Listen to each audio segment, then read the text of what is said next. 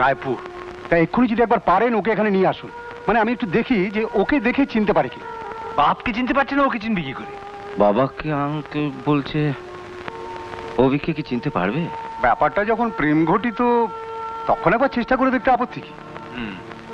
তাহলে তুমি একবার যাও রাজীব। আমি? অসম্ভব, অসম্ভব। জানেন ডাক্তারবাবু, বাবাকে আমি বারবার বলেছিলাম প্রেম থেকে অনেক কিছু ঘটে যেতে পারে। বাবা আমার কোনো কথাই শোনেনি। আমি যাব না। মিস্টার চৌধুরী, আপনি এক্ষুনি যান। আমি যেতে পারি, কিন্তু ও কি আমার কথায় এখানে আসতে রাজি হবে? অসম্ভব।